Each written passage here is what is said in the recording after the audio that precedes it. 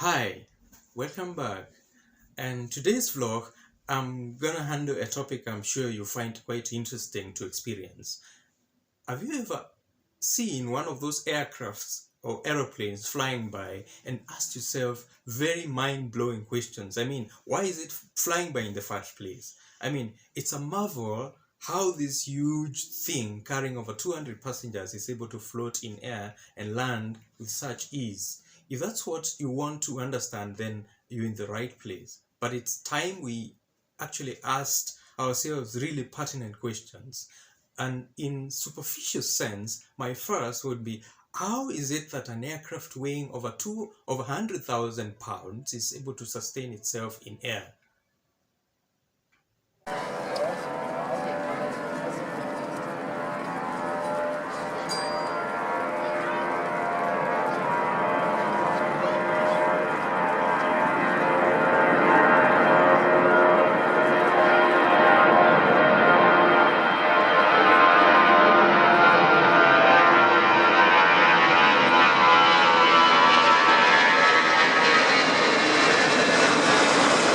So the other day, I happened to pass by a bunch of kids playing soccer in my neighborhood, and those little ones were kind of whimpering and appearing all lit up with a certain amount of curiosity I could not understand.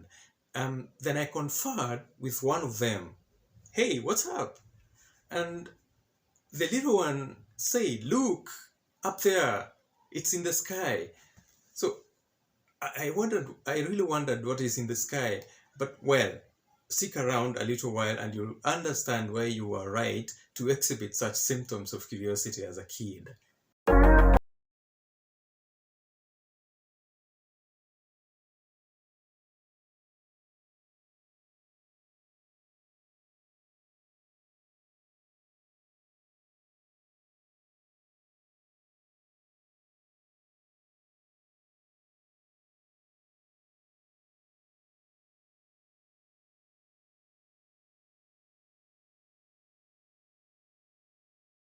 This must be harmonized, so to speak, so the aircraft is able to remain in air. And these forces are, number one, lift. Number two, the force of gravity. I mean, the force that lets an object fall down like this. That is the force of gravity. Then number three, we have drag.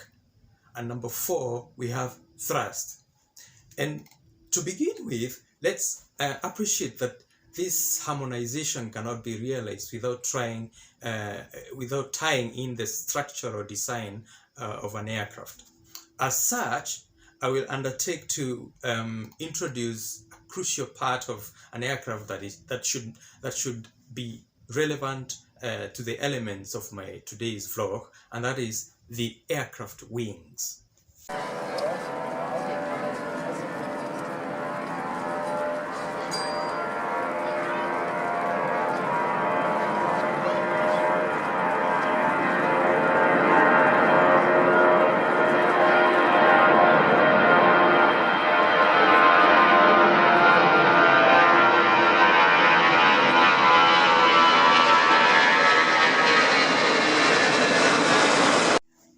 Very well then, let's move a little deeper into the definition of the structural design of a wing. This is where the term aerofoil comes in.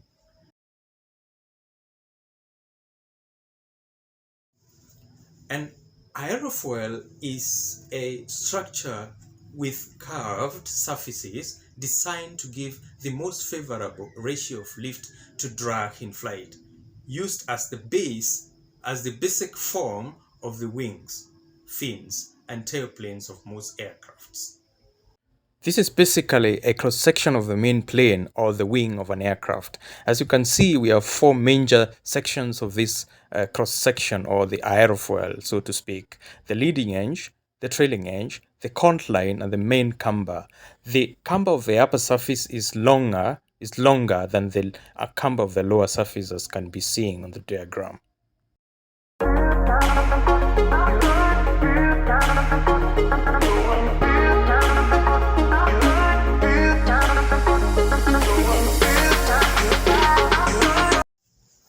you realize that the term lift is not just a stray noun here.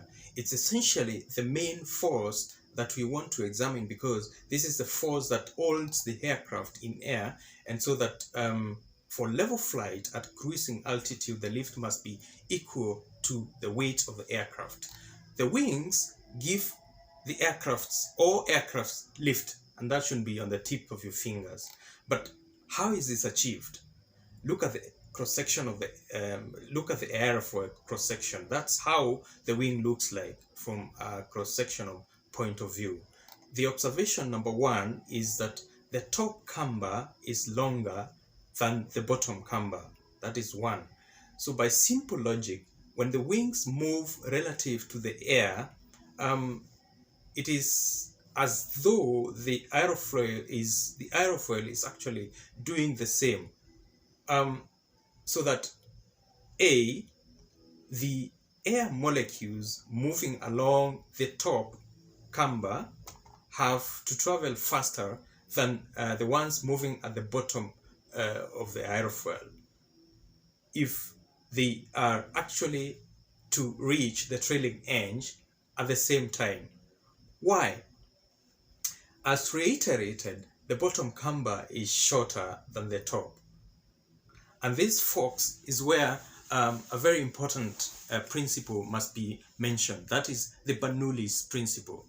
Daniel Bernoulli was a Swiss mathematician who studied the movement of fluids, and this mathematician realized that a faster moving fluid will have a lower pressure, while a slower moving fluid will definitely have a higher pressure.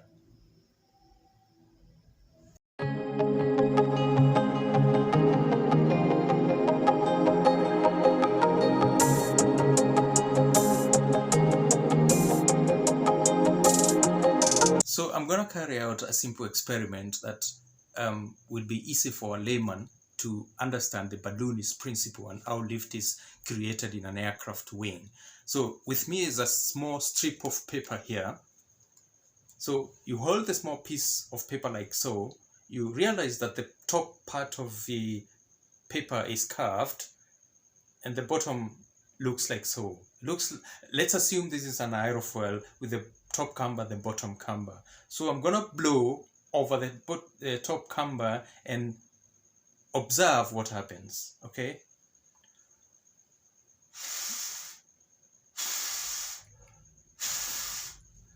Now you realize that as I blow over the top camber, the piece of paper is pushed upwards like that. Now that is how the principle of Bernoulli works. That is how lift is created in an aircraft, and that is what I'm going to detail in a few moments with the Bernoulli's principle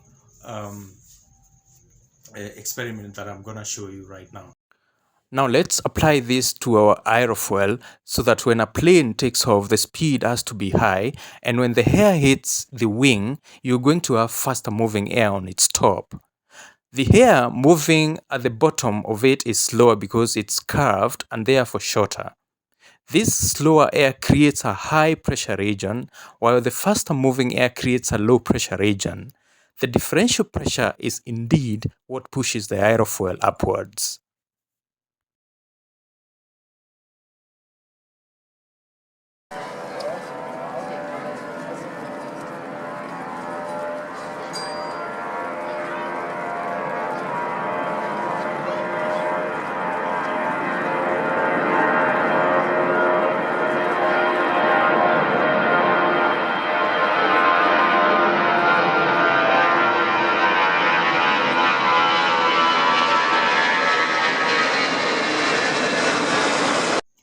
So in this simple demonstration, we have what we call a Venturi tube. A Venturi tube is basically a convergent divergent duct. So as you can see here, you have a cross-sectional area A1 and a molecule of a particular fluid, be it water or air, moving in this direction. So this molecule has a velocity v1 and a pressure p1 at this particular region. And you realize this is actually the initial velocity of this molecule, which is basically a little lower than the subsequent that will come thereafter.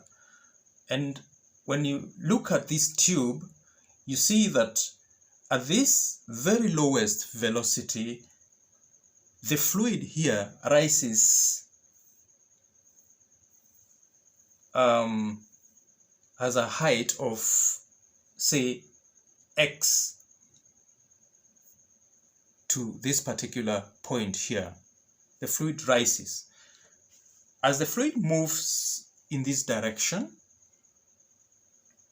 and arrives at this point here, the convergent duct, or what we call the constriction has a particular cross-sectional area A2. So when this molecule arrives here, because of the constriction, the velocity increases. It moves faster at a higher speed. So at this particular juncture, we have a cross-sectional area which is smaller than this one. And this cross-sectional area is at the constriction, which means that the particle increases speed so that it moves on the other part of the venturi tube, the divergent duct.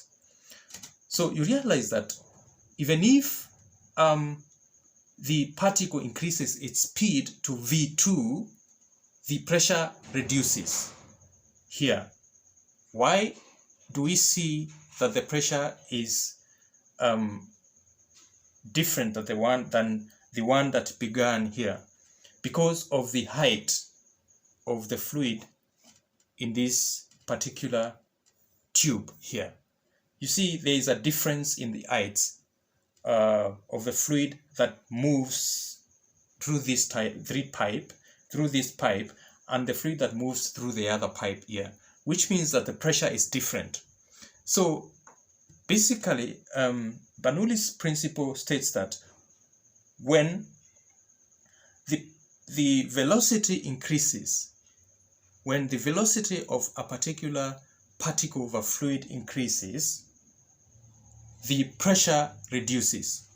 When the velocity of that particular particle reduces, the pressure increases. And this can be seen by the height that the fluid moves in this particular experiment. So basically, this is a demonstration of the Bernoulli's principle, demonstrated by what is called the convergent divergent duct, or basically the venturi tube.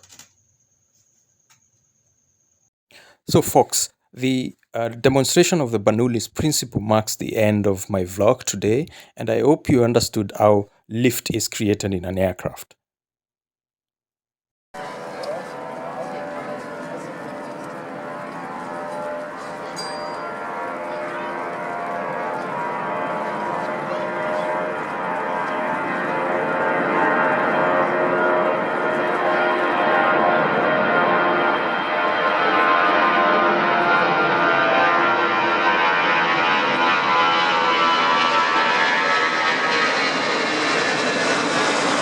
So it was a pleasure having you here once again.